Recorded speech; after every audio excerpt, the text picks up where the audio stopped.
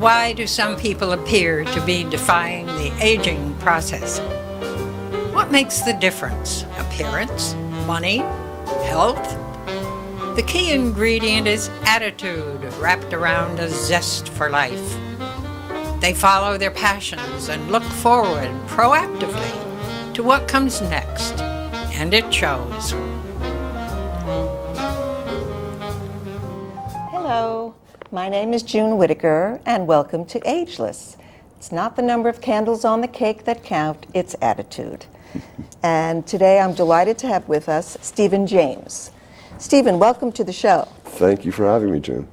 How do you feel about being on a show called Ageless before we get started on all serious stuff? You mean, how do I feel about being old? Well, I didn't say old, but it's ageless. Well, old is better than the alternative, let's put it that way. That is true. Right. Do you feel young at heart? I'm always shocked when I look in the mirror and say, who's that old guy? Because I don't recognize myself anymore. I know. Yeah, I do feel young at heart, yeah, and I feel like I've got a lot more to do and a lot more to accomplish, and well, that's looking forward good. to it. Well, that's a good motivation when you're not finished with what you've done. I'm not done. No. Okay, so that's good. So then you are ageless. In that regard, yes. Yes, looking in the mirror is another whole story. So you are a communications professional right. with over 30 years of experience, working in a variety of media. And you are the author of a book called a book about toxic culture called American Stew. You know, the minute I heard about this book, I said, when did he write this book? Because it seems to be an extremely topical issue at the moment. If you can get a shot of the book. But it's hope in a toxic Stew. culture. So I'm looking for hope. Hope. In what we understand to be a culture that has problems. But I'm looking for ways to make life better in the world we find ourselves in. Right. And how do we find ourselves at the moment? Well, no, it's a toxic culture, as I say. When you look at all the problems that our country's facing as individuals, the drug addiction, alcoholism, workaholism, shopping addiction, sex addiction, these problems affect every single person in every family in this country. And you look at our society, how we are behaving on the world stage as a citizen of the world. When we used to be considered the saviors of the world, now we're the bullies of the world. And so in many ways, we look at our culture as being flawed and our society as being in trouble. Now, I'm not arguing that this is something new and unique and that we've got a magic bullet to fix it. I'm saying that I'm a cultural critic, and I'm looking at the culture that we're in right now, and we're in trouble. A cultural critic. Okay, that's a good way of, yeah. And so we're in trouble now. We're in trouble. My ideas are based on the works of a cultural anthropologist named Ernest Becker. Becker wrote The Denial of Death, for which he won the Pulitzer Prize in 1974. Unfortunately, he won it posthumously. He died a month before he won the prize. He was only 49. He would be too young for this show. He was only 49. He Right. died of cancer. And then his last book, Escape from Evil, was published by his widow. Becker's ideas came from Otto Rank, who was a disciple of Sigmund Freud. Becker's thinking is that much of human motivation comes from our denial of death, denial of our mortality.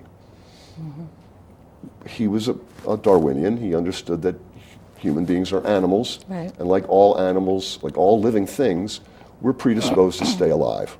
We have a drive to stay alive. Some people would call it a survival instinct. At the same time, we're the only animal, as far as we know, that has this unique cognitive ability to understand and predict the future and understand that we're going to die inevitably Right. every sane, adult person understands this. Right.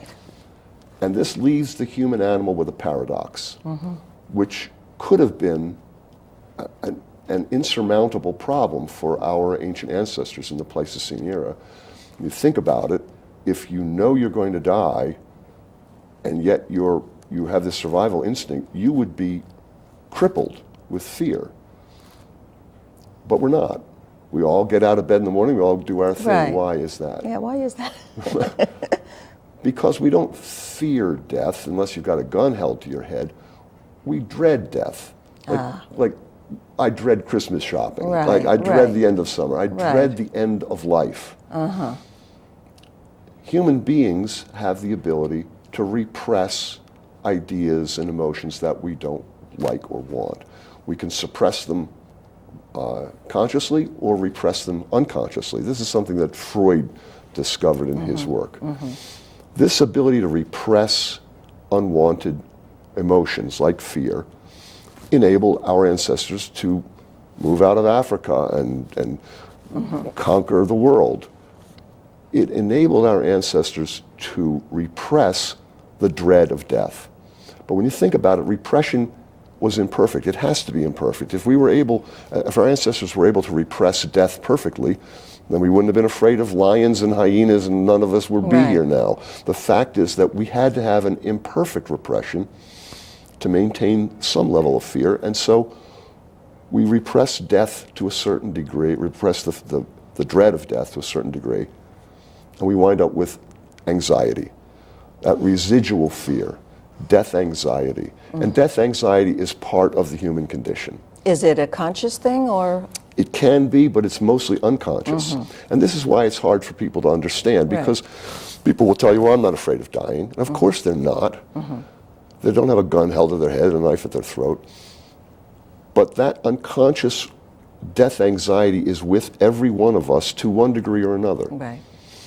Now, culture, it's argued, is a creation of all humankind that encompasses our values, our way of seeing the world, our way of understanding the world, the way of understanding our human condition. But culture, one can argue, one of its primary purposes is to give us defenses against death anxiety, to give us a role to play, to give us a purpose, to give our lives meaning. Culture gives us mechanisms where we can defend against death anxiety. One of the primary ones is religion. Culture tells us through religion that you're not going to die. You're going to live forever. You're either going to go to heaven or you're going to be reincarnated or some other idea or fantasy. But faith is imperfect as repression is. Let's face it, if we had perfect faith, we'd all be nuns and monks and living in abbeys. The fact is that we keep our options open. Culture has other forms of self-esteem mechanisms, what William James called heroism.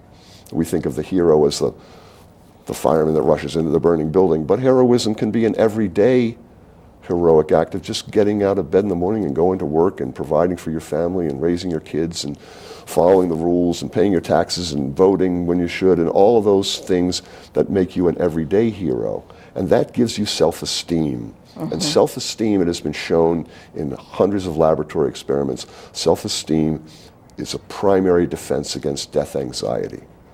Self-esteem is one of the most important things that any person can have. It's the most important thing a parent can give to a child. I agree, yes, that is. And so our culture, which is supposed to be giving us the self-esteem we need to defend against death anxiety, is not doing its job, unfortunately. In what way is it not? Well, think about where do you get heroism in this culture? Heroism comes from wealth, fame, beauty. Right. Well, not everyone can be wealthy. No. Not everyone can be famous. Right. Not everyone can be eternally youthful like us. Right. Not everyone This can is be ageless, beautiful. yeah. The fact is that if those are the values of a culture where you're being told in every car commercial, Right. buy this Lexus, it's going to make you happy. Own this thing, it's going to make you happy. That's a fundamental lie, first of all. But secondly, it's not even possible for everybody. It's not possible for everyone to have power. Only a certain No, for sure not. small number of people can. So if those are the values of our culture is selling us short. Think about the Middle Ages, when a person, a gleaner, a peasant, could die and go to heaven and be a saint. So you followed the rules, you lived your life, you did what the priest told you, and you were a hero in your culture. And you had sainthood to look forward to, which is better than being a king. Our culture is a secular culture. We have religion, but we give it lip service. We don't really live for our religion the way the Puritans did, the way the founders of this country did. We give religion an hour a week, and the rest of the time we think about money and fame and power. Right. And the money we don't have, and the fame and Or power we trying to don't get it, have, right. and trying to get it. Right. This culture is what I call toxic in that it does not provide what we need to live a happy, comfortable life. Our values are skewed. There's something wrong here. I argue in the book that there's a Darwinian reason for it. I won't get into that. That's a whole other discussion. But I think that when we recognize that, we begin to understand what's going on in our society, what's going on in our politics, what's going on in this last election, for example. Right. That's a typical example, wouldn't you say? And to my way of thinking, the philosophy of someone like Becker is important if it can be applied. And that's what I try to do. I try to apply these ideas to contemporary issues. Race, being driven, that fact that so many of our Americans are driven to be something that they're not. So I try to look at these from that point of view, from a Becker-informed point of view. And we've been talking about the election off camera, so Right. I'm trying to. Well, yeah, I mean, that. this is certainly a different kind of was a different kind of campaign and certainly a different election, totally. And a lot of the country is surprised, Shocked. shocked. And I think half of the country realizes that the other half is not happy and angry and fearful. And of course, that was probably, a lot of it was created, but nevertheless. Well, I think the primary issue that should have been addressed in the election was inequality. I think Bernie Sanders understood it very well. The Occupy movement understood it well. But I think that the establishment does not want to discuss it. Look at my father, who was born in 1913. Okay, came of age during the Depression, dropped out of school to help his family in the Depression. Worked a number of different jobs. For most of my life, he worked in a warehouse. Working class, white man. He was white. He was what he considered to be part of the most important and dominant race in the world. Right. He was the man of the house. He was the superior gender. The provider. He was the provider. He was an American. He was part of the greatest generation. The fact that they were racist and misogynist is not warmongers. That's a different story. But the fact is that that's what he understood to be the greatest generation, the saviors of the world. He was a Republican. He was part of a powerful group that he was right 70% of the time. He voted for the winner most of the time. He was religious to a degree, not to a great degree, but certainly he respected and believed in those values, those American values. He was proud. Right. He had a role to play. He was an everyday hero, as was my mother. Look at his counterpart today, all right? My father owned his own home outright, bought new cars, had health insurance, paid for his kids' education. Look at his counterpart today, can barely own a home, can barely afford health insurance, has a mountain of debt trying to buy all these gadgets and stuff that we're supposed to have. The working class families' kids have a bleak future. So many of them are living at home. So many of them can't get a decent job, even with a college degree. Right. You look at the world that my father grew up in, where America's role in the world. Now, we're not proud to be Americans when we're bombing people with drones and killing, and we're fighting this endless war against terror. We haven't won a war since 1945. We don't have that feeling that my father had, that pride in being an American. So when someone comes along and says, I'm going to make America great again, what he's saying is, I'm going to restore to you that self-esteem, that pride, that feeling that you're part of something greater than yourself. The working class American needed that. The problem, as Thomas Frank, the historian who wrote Listen Liberal, the problem that Frank points out is that both parties have abandoned the working man, the working person, but primarily the white working man. Being white's no big deal anymore. Being the man of the house is no big deal anymore.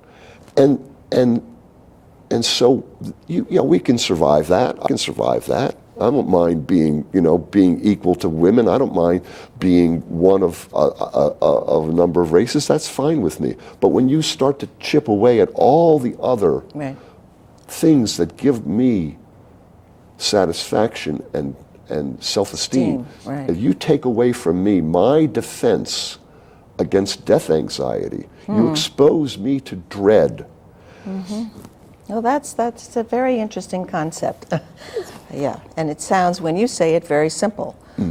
Self-esteem is most important, and it does take away the dread, as you put it, of death. As we all know, it's going to happen, but self-esteem is major, major. And so how do you get self-esteem if you weren't, what shall I say, you weren't, well, I think upbringing has a lot to do with it, your parents and how they, but if you don't have that, how do you get it? That's only into chapter 11. Okay. There is hope in this toxic culture. The values that I just talked about, that we as a nation have seemed to embrace, they're humanly constructed, and they don't necessarily have to be the values that we all revere. We have other values. For example, community service. Many people reject wanting to be millionaires and take a job that pays far, far less, 1,000% less, because they want to serve. They want to serve others. There are conflicting values in our culture. We don't all necessarily want to be rich, powerful, famous, eternally youthful. No, not everyone. Not everyone. No. And so we can learn from those people. We can learn from the people who put their lives on the line for us, for our communities, who care for the sick, the young, the old, the people who have humanistic values, who value humanity as a whole, who want our place in the world to be the example to other nations, not the bully of other nations, who want our role in our culture to be heroic in an everyday sense, not the heroism of wealth, fame, and power, but the heroism of working and serving others. Right, and unfortunately, I don't think the majority, or is a big percentage of those people. Do you? It's a good question. I don't know. When you look at these entertainers and these ball players and the money they make, and the people who have television shows and they get $1 million episode, it just sort of really throws things way out of whack. Or a hedge fund manager who makes $1 billion. Or a hedge fund manager. And what does a hedge fund manager contribute to the public good? Right. And is it 1,000,000 times more than the rest of us? No, I think that I don't know. I don't pretend to know. Right. But I think that most people, although they aspire to these values that they're told to aspire to, I think they unconsciously reject them on some level. And I think that's what we're looking at right now. Is that there's a push and pull, a conflict, and so you see a lot of people in our nation are embracing fundamentalist religion. They're looking for something that used to be. They're looking for an old set of values that they're trying to that they can hold on to. That they can hold on to. Right, because everything else seems to be. And the same thing with New Age. They're looking for some other cosmic, ultimate value that they can tap into, that they can relate to, that they can gain power from, or find meaning in their lives through some magical thing. I don't have a lot of respect for New Age, but I understand what its purpose is. So, it's looking for, They're looking for something. Now, you're the president of Contemporary Heroism Initiative. It's a nonprofit foundation with the goal of bringing social, scientific-based insights on human motivation. So, what exactly does the foundation do? We're primarily about communications, which is my background. I'm a communicator. We sponsor events. For example, we recently sponsored an event at the New York Society for Ethical Culture, where we had an evening with Dr. Sheldon Solomon, who is professor of social psychology at Skidmore College. And it was a very interesting, lively conversation called Election 2016, Fatal Attraction. And really? Oh, wow. Yeah. And that's an interesting. Yeah, and we had a good turnout and very, very interesting feedback and questions from the audience. We've sponsored talks and presentations with the Libertarians and the Left Forum and the Humanists and the Rotarians, the Rotary Club in Westport. So we're about engaging in dialogue with people, talking about just these issues that we're talking about, the values of our culture, and what we believe can be an alternative to the toxic culture that we find ourselves in. Well, that's great, yeah. And I think someone like Sheldon Solomon, I consider to be a very important public intellectual. I consider people like him to be vitally important to our society. He's a co-creator of terror management theory. He and two of his partners, Tom Pasinski and Jeff Greenberg, also social psychologists, have developed a system of testing these theories of Ernest Becker in laboratory and field conditions, and they've performed hundreds of experiments. But now terror management theory has been picked up across the world, and there's been over 1,000 experiments done to validate these ideas. So he and people like him, people like Neil Elgee, Dr. Elgee, the founder of the Ernest Becker Foundation, have continued this work in trying to bring new ideas into public discourse. We need new ideas. You know, the ideas that we're dealing with now, they're retreads, and they're not working for us. We need new understanding of human motivation, which will help us understand what's going on in our culture. Right. So, where do you think solutions will come from in terms of, you know, giving people more motivation in life? In terms of, you know, where would it be coming from? Would it be coming from politics, religion? Where would it be coming from? I think every conversation we have about our society revolves around history, sociology, politics, and economics. And we're trying to bring a fifth one in, not to replace those others, but to also talk about psychology, particularly social psychology, to understand human motivation. It's not enough to understand the politics, you know, and the class distinctions and the economics involved. We have to understand the non-rational. We have to understand that people don't vote for rational reasons. People don't buy things for rational reasons. You know, all of those things that Madison Avenue understands, we need to understand. Right. I think that the solution is going to come from the next generation. I think the young people are open to new values, new ideas, an understanding outside of the box. Right. I think the Occupy movement's a perfect example.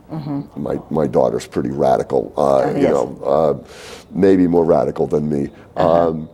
But she and her generation of young, aggressive thinkers and doers are coming up with new ways of living, new ways of experiencing the world, and I think that's where our hope is. Open-minded young people. I think that's great. I think that's great. I have to ask you one quick question. What motivates you in life? Yeah. Oh, really? Well, I mean, one could argue that, you know, a book is an immortality project, right? Okay, well, you did. Or an ego, but I like to think that I'm trying to make a contribution. Right. I'm trying to do something. I'm trying to, you know, I'm on the other side of middle age, right? Right. I'm trying to accomplish something that I can be proud of. Well, I think that's great. I have to wrap this up, but it was a delight having you here and discussing it, and I know I could talk to you for hours. So thank you very much for coming. Thank you, Joan. And remember, staying active in life and engaged in life leads to a very youthful aging. Chronological age, it's merely a statistic. I'm June Whittaker, and this is Ageless.